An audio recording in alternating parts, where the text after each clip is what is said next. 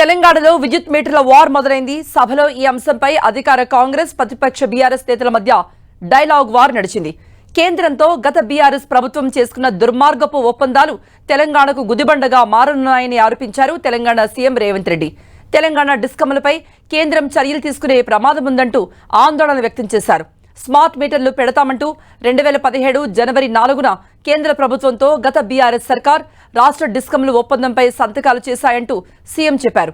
Distribution ట్రాన్స్ఫార్మర్లు, విద్యుత్ ఫీడర్ల వద్ద 2017 జూన్ 30 కల్లా 500 యూనిట్ల లోపు వాడే కనెక్షన్లకు 2018 చివరికల్లా, 200 యూనిట్ల లోపు వాడే కనెక్షన్లకు 2019 చివరికల్లా మీటర్లు పెడతామని అప్పటి రాష్ట్ర విద్యుత్ శాఖ ప్రత్యేక ప్రధాన కార్యదర్శి అజయ్ మిశ్రా, తెలంగాణ సౌత్, నార్త్ విద్యుత్ పంపిణీ సంస్థల సీఎండీలు సంతకాలు చేశారన్నారు. ఒప్పందానికి సంబంధించిన పత్రాల్ని సభకు రేవంత్ రెడ్డి అందజేశారు. అసెంబ్లీలో బడ్జెట్పై చర్చ సందర్భంగా సీఎం ఈ స్మార్ట్ మీటర్ల ఒప్పందంపై మాట్లాడారు.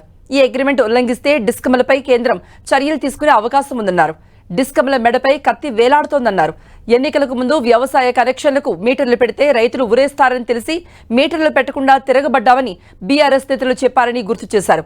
వ్యవసాయ మీటర్లు పెడతామని తాను అనని మాటల్ని అన్నట్టుగా చెబుతూ శాసనసభను హరీష్ రావు తప్పుదోవ పట్టించేందుకు యత్నిస్తున్నారంటూ మండిపడ్డారు.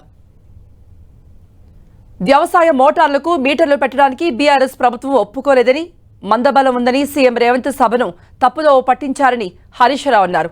వ్యవసాయ మోటార్లకు మీటర్లు పెట్టే కుట్రను కాంగ్రెస్ ప్రభుత్వమే చేస్తుందేమోనని అనుమానంగా ఉందన్నారు.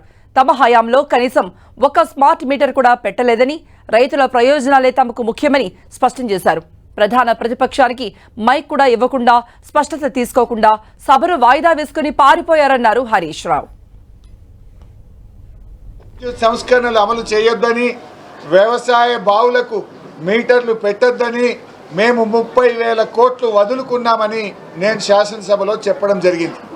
నేను ఈ విషయం మాట్లాడేటువంటి సందర్భంలోనే సడన్గా ముఖ్యమంత్రి గారు ఆయన మైక్ తీసుకొని ఆయన గారు గతంలో మీ ప్రభుత్వం సంతకాలు పెట్టింది, ఇగో మీ అధికారులు పోయి అగ్రిమెంట్లు చేసిండ్రు అని ఒక కాగితాన్ని చూపించి సభను, సభ ద్వారా రాష్ట్ర ప్రజల్ని పక్కదో పట్టించే ప్రయత్నం చేశారు. ఈ అగ్రిమెంట్ ఎక్కడిది?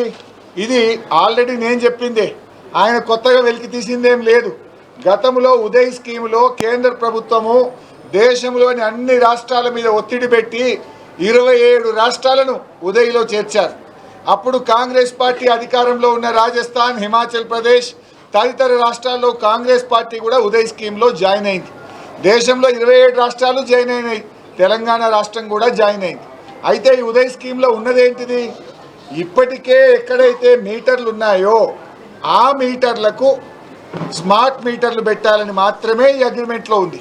అది కూడా వ్యవసాయ విద్యుత్ కనెక్షన్లను మినహాయిస్తూ, వ్యవసాయ విద్యుత్ కనెక్షన్లు కాకుండా 500 యూనిట్లకు పైగా కరెంటు కాల్చుతున్నటువంటి మీటర్లకు ఆ పాత మీటర్ల జాగాలకు కొత్త స్మార్ట్ మీటర్లు పెట్టాలని మాత్రమే ఉన్నది. కానీ ముఖ్యమంత్రి గారు ఏం సభను పక్కతో పట్టించే ప్రయత్నం చేసినారు. మీరు వ్యవసాయ బావులకు మోటార్లకు మీటర్లు పెట్టాలని మీరు ఆల్రెడీ సంతకం పెట్టారు అనే ఒక తప్పుడు మెసేజ్ను పంపించే ప్రయత్నం చేశారు. రాష్ట్ర ప్రజలను కూడా అదేంటి తప్పుదోవ పట్టించే కార్యక్రమం ఉన్నారు. హరీష్ రావు గారు, ముఖ్యమంత్రి గారు ఏమన్నా నీకు చెప్పారా మేము వ్యవసాయ పంప్ సెట్లకు ఏమైనా మీటర్లు పెడుతున్నాను? ఒక్క నిమిషం ఒక్క నిమిషం మేము పెడతామని చెప్పామా మీకు? మేము పెడతామని ఎప్పుడు చెప్పలేదు కదా. మీరు ఎందుకు అనవసరంగా చూపించేసి మీరు తల్ల కిందలు తపస్సు చేసి ఇబ్బంది పెట్టినా మేము రైతులకి మీటర్లు పెట్టనే పెట్టం. రైతులకి మేము పవర్ ఇచ్చేది ఇస్తూనే ఉంటాం. మీరు అనవసరంగా మిస్గైడ్ చేసి ఇంకేదో మాట్లాడి చేయాలని ప్రయత్నం చేయబా.